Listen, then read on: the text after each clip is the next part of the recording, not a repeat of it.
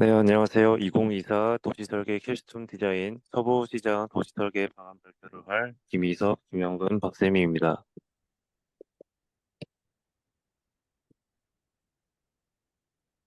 목초입니다. 대상지 현황 및 분석, 계획 목표 설정, 해결 방안 사례 연구 및 적용, 구체적 해결 방안, 예상 한계와 기대 효과, 결론 및 출처로 진행하겠습니다.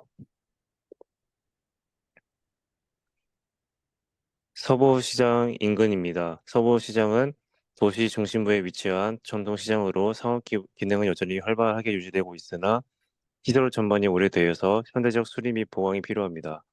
시장 주변의 상권도 활성화되어 있지만 일부 구역은 유동 인구가 감소하고 있습니다. 대상지 주변에는 주로 1970년대에서 80년대에 지어진 저층 단독주택들이 밀집되어 있습니다. 대부분의 주택이 노후화되어서 외부 구조물이 손상된 경우도 있으며 거주 환경의 전반적 질이 떨어져 주민의 생활 편의성이 낮은 상황입니다. 네, 대상지에는 현재 다수의 단독주택과 다수의 비정형 건물들이 존재하고 있습니다. 또한 높은 경사도를 보이는 곳이 있습니다. 이는 남녀노소를 불문하고 위험 요소로 판단되는 요소입니다. 이처럼 높은 경사도와 다수 비정형의 건축물, 그리고 노후화는 위험한 도시 안전을 초래합니다. 사진과 같이 무수한 골목과 안전하지 않는 치안 형태로 방범 CCTV를 설치하고 방범 강아지를 있는 것을 통해 현재의 치안 현황을 알 수 있었습니다. 또한 인도가 부족합니다. 전반적으로 인도가 부족했지만 가장 심각한 곳은 어린이 보호 구역임에도 불구하고 인도가 없는 구역이었습니다. 보행자가 지나가려면 차 또한 보행자 안전을 위해서 중앙선을 침범해야 하는 정도였습니다.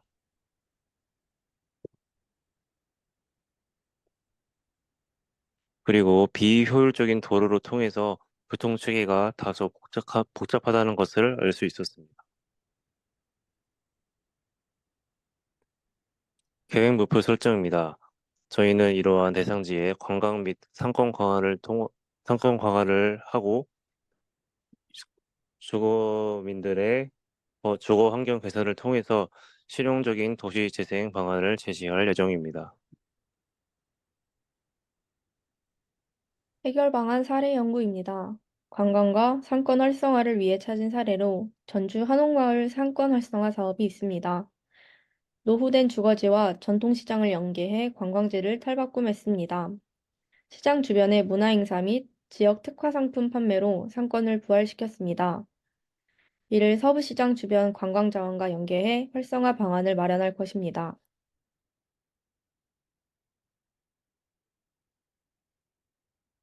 이 사례를 서부시장에 적용해 서부시장 내 외부 계획을 세우고자 합니다. 서부시장 내 외부에 테마별 상점을 조성하고 지역 특산물 판매를 유도할 것입니다. 관광객의 편의시설을 확충한다면 관광과 상권이 활성화될 것입니다. 주거 환경을 개선하기 위해 찾은 사례입니다. 광주광역시 안심 골목길 조성 사업입니다. 내용으로 골목길에 태양광 조명과 CCTV를 설치하고 예술적인 벽화로 환경을 개선하였습니다.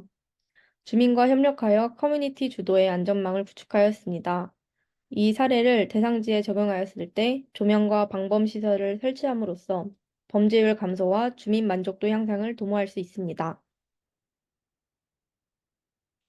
이 사례를 서부시장에 적용해 서부시장 인근 주거환경 개선을 이루고 도시재생을 이루고자 합니다. 외관을 통일되게 설정하고 가로등이나 CCTV 등 공적 안전시설을 설치합니다. 녹지 공간과 휴식 공간을 확충하여 주거 환경 개선을 이루고자 합니다. 가장 큰 문제 중 하나였던 도로 교통 체계 개선 사항입니다. 도로가 협소하고 주차 공간이 부족하고 교통 혼잡이 일어나 보행자가 위험했던 바 있습니다. 따라서 해결 방안으로 보행자 우선 도로를 설치하고 도로를 확충해 보차 분리를 할 것입니다. 또한 서부시장 가운데에 큰 주차장이 있는 걸 지하 주차장까지 만들어 주차 용량을 늘리고자 합니다. 기타 문제를 해결하기 위해 건축적 리모델링을 통해 개선하고자 합니다. 통일된 외관 디자인을 적용할 것입니다. 지역, 역사적 맥락과 테마를 설정하여 비정형 건물, 노후 건물을 창의적인 공간으로 활용하고자 합니다. 따라서 비정형 건축물을 카페나 갤러리 등 또는 지역 주민과 관광객을 위한 커뮤니티 시설 등으로 재활용하여 공간의 진화를 이루고자 합니다. 지형의 효율적 활용을 위해 개선해 보고자 합니다. 보행 편의성을 확보할 것입니다. 보행로를 개선하고 어린이를 보호하여 보행 약자를 배려하는 설계를 할 것입니다. 보행로를 경사형 도보나 계단식 쉼터 설치, 약자 보호를 위한 에스컬레이터나 엘리베이터를 설치하고자 합니다.